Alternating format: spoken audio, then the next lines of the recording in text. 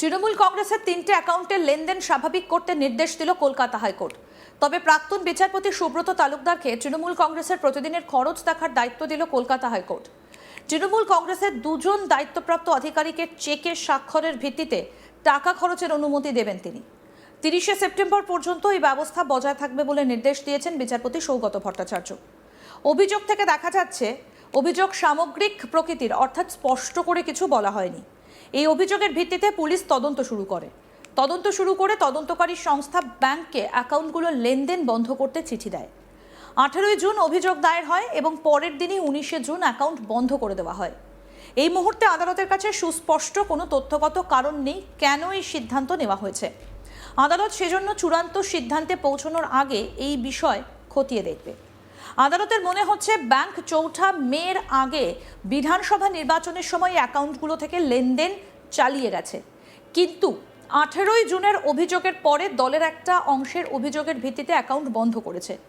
আদালতের পক্ষে এই মুহূর্তে বোঝা সম্ভব নয় কারা আসল তৃণমূল কংগ্রেস। বিষয়টা উপযুক্ত কর্তৃপক্ষের বিবেচনার বিষয়। এই পরিস্থিতিতে কোর্টের মনে হয়েছে ওই 3টে অ্যাকাউন্ট যাতে চালু রাখা যায় তার জন্য একজন স্পেশাল অফিসার নিযুক্ত করা প্রয়োজন।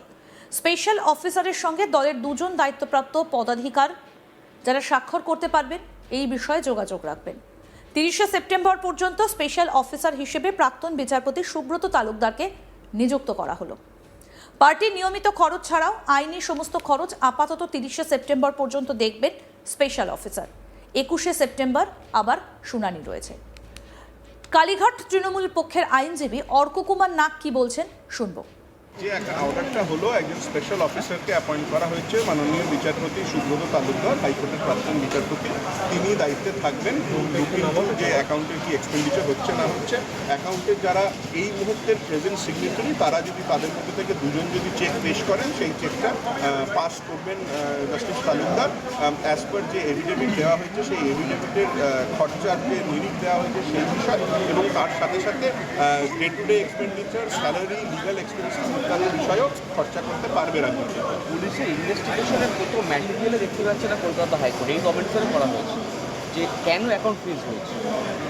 দেখুন, রাজনৈতিক কথা বলতে গেলে বলতে হয় যে 2-3টে বেশি কারণ আছে। একটা কারণ হচ্ছে একটা বিরোধী দলের কাছে তাদের প্রপারলি উপার্জিত সম্পত্তি যদি তাদের থাকে এবং তারা যদি সেটা দিয়ে পশ্চিমবঙ্গে বিরোধিতা করেন, নিজেদের রাজনৈতিক সত্তা বজায় রাখেন, তাহলে তো সরকারের পক্ষে সেটা অসুবিধে।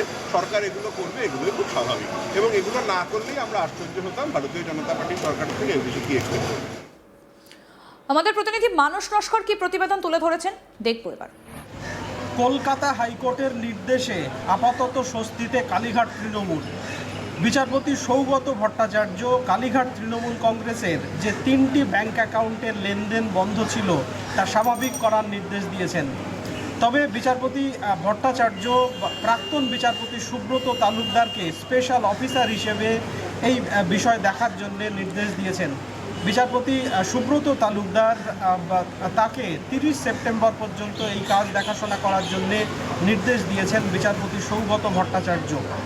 কালীঘাট তৃণমূল কংগ্রেসের পক্ষ থেকে কলকাতা হাইকোর্টে মামলা দায়ের করা হয়েছিল, যেখানে জানানো হয় যে তাদের অ্যাকাউন্ট যেখান থেকে তাদের প্রতিদিনের খরচ হয় পার্টির, সেই 3টি অ্যাকাউন্টের লেনদেন সম্পূর্ণ বন্ধ করে দেওয়া হয়েছে অভিযোগের ভিত্তিতে, এবং সেই অভিযোগে কোনো সুস্পষ্ট সুনির্দিষ্ট কোনো বিষয় উল্লেখ করা ছিল না।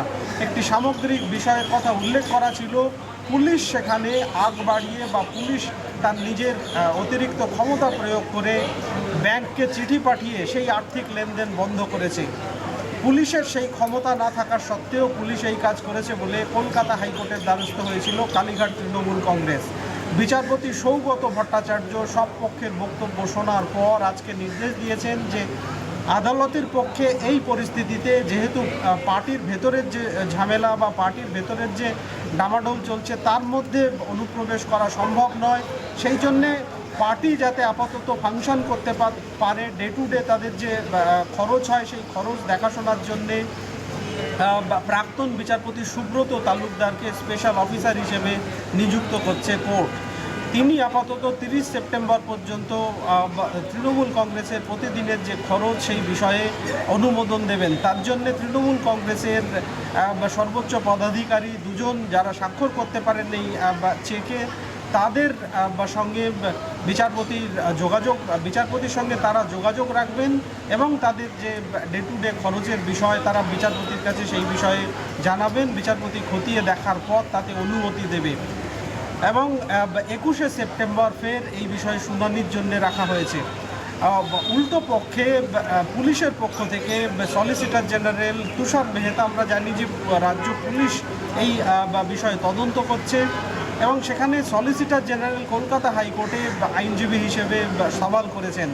তিনি জানান যে তিনি উল্লেখ করেন যে এই মুহূর্তে যেহেতু পার্টির মধ্যে দুটো পক্ষ রয়েছে এবং কারা যে আসল তৃণমূল তাই নিয়ে যেহেতু একটা ঝামেলা চলছে, এই মুহূর্তে আদালত পার্টির যে ফান্ডে যে টাকা রয়েছে তা খরচ করার উপরে নিষেধাজ্ঞা আরোপ করুক।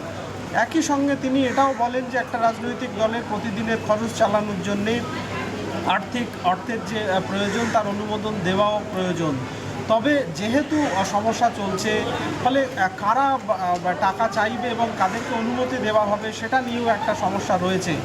তিনি বলেন যে যদি দেখা যায় যে কালীঘাট তৃণমূলের একটি অংশ তাদের র্যালি করার জন্য বা অন্য কোনো কাজের জন্যে 20 লক্ষ টাকা প্রয়োজন বলে তারা আবেদন করে স্পেশাল অফিসারের কাছে, পাশাপাশি যারা বিদ্রোহী গোষ্ঠী তারাও যদি একই আবেদন করে, সেক্ষেত্রে স্পেশাল অফিসার কোর্ট নিযুক্ত তিনি কীভাবে সিদ্ধান্ত নেবেন এই বিষয়ে বিচারপতি সৌগত ভট্টাচার্য বলেন যে এখানে ব্যালেন্স করা প্রয়োজন। তার কারণ এই সমস্ত সদস্যরা যারা এখন বিদ্রোহী গোষ্ঠীতে যুক্ত, তারা পার্টি ফান্ড থেকে টাকা নিয়েই তারা নির্বাচনে লড়েছিলেন এবং নির্বাচনে সেই প্রতীকেই জয়লাভ করেছেন এবং বিষয়টি যেহেতু এখনও পর্যন্ত বিচারাধীন রয়েছে, নির্বাচন কমিশনের এখতিয়ারাধীন, নির্বাচন কমিশন এই বিষয়ে সিদ্ধান্ত নেবে ফলে এবং তাদেরকে নির্বাচন কমিশনে গিয়ে নিজেদের প্রমাণ করতে হবে তৃণমূল হিসেবে। সেই জন্যে আপাতত আদালত এই বিষয়ের মধ্যে বা এই ঝামেলার মধ্যে ঢুকতে চাইছে না। আদালত পার্টি যাতে ডে টু ডে ফাংশন করতে পারে তার জন্যেই পার্টি ফান্ডে যে টাকা রয়েছে সেই খরচ যাতে ঠিকঠাক হয় সেই জন্যই স্পেশাল অফিসার নিযুক্ত করছে বা নিযুক্ত করার সিদ্ধান্ত নিয়েছে বলে বিচারপতি জানান। তৃণমূল কংগ্রেসের পক্ষ থেকে আইনজীবী অভিষেক মনু সিংভি তিনি সকালের শুরুতেই শুনানিতে বলেন যে একটা গণতান্ত্রিক দেশে এরকম একটা রাজনৈতিক দল যারা বিধানসভা নির্বাচনে 4 মে বিধানসভা নির্বাচনের ফলাফলে মাত্র 4% ভোট পেয়েছে, যারা ভোট কম পেয়েছে যারা বর্তমানে শাসক দল তাদের থেকে, সেরকম একটি রাজনৈতিক দলের ডে টু ডে ফাংশন বন্ধ করে দেওয়ার প্রচেষ্টা করা হচ্ছে এবং সম্পূর্ণ অগণতান্ত্রিক পদ্ধতিতে, এবং এটি সম্পূর্ণ অগণতান্ত্রিক গণতন্ত্র বিরোধী সিদ্ধান্ত। পুলিশ নিজের ক্ষমতা প্রয়োগ করে এইভাবে সিদ্ধান্ত নিতে পারে না ব্যাংক অ্যাকাউন্ট ফ্রিজ করার, পুলিশের সেই এখতিয়ার নেই। পাল্টা সলিসিটর জেনারেল তুষার মেহতা তিনি বলেন পুলিশের সেই ক্ষমতা আছে। পুলিশ যদি মনে করে যে কোথাও বেআইনি লেনদেন হতে পারে, এবং এখানে একাধিক বিধায়ক অভিযোগ জানিয়েছিলেন বেআইনি লেনদেনের আশঙ্কায়, তারা 2-3 জনের বয়ানও রেকর্ড করা হয়েছে, তারপরেই এই অ্যাকাউন্ট ফ্রিজ করার সিদ্ধান্ত নেওয়া হয়েছে। বিচারপতি সব পক্ষের বক্তব্য শোনার পর জানান যে আপাতত তৃণমূল কংগ্রেসের যে 3টি অ্যাকাউন্ট বন্ধ করেছিল পুলিশ, সেই 3টি অ্যাকাউন্টের লেনদেন স্বাভাবিক করবে ব্যাংক, এবং স্পেশাল অফিসার পুরো বিষয়টি দেখবেন। স্পেশাল অফিসারকে তার জন্য মাসিক একটি বেতনের ব্যবস্থাও করার নির্দেশ দিয়েছেন বিচারপতি। সব মিলিয়ে আপাতত তৃণমূল কংগ্রেস, কালীঘাট তৃণমূল কংগ্রেসের পক্ষে স্বস্তির, কারণ তৃণমূল কংগ্রেসের পক্ষ থেকে আদালতে জানানো হয়েছিল তাদের 200-র বেশি কর্মচারী রয়েছে, 17টির বেশি বিভিন্ন ব্রাঞ্চ রয়েছে যেগুলো রেন্টে চলে। সব মিলিয়ে তাদের কয়েক কোটি টাকা মাসে খরচ হয়।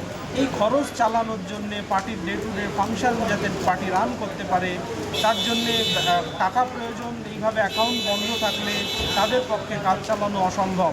বিচারপতি সব পক্ষের বক্তব্য শোনার পর আপাতত অনুমতি দিয়েছেন। ফলে সব মিলিয়ে কালীঘাট তৃণমূলের পক্ষে কলকাতা হাইকোর্টের এই নির্দেশ স্বস্তিজনক বলেই আইনজীবীরা মনে করছেন। আরও আপডেট পেতে দেখতে থাকুন আজ তাক বাংলা, সাবস্ক্রাইব করুন।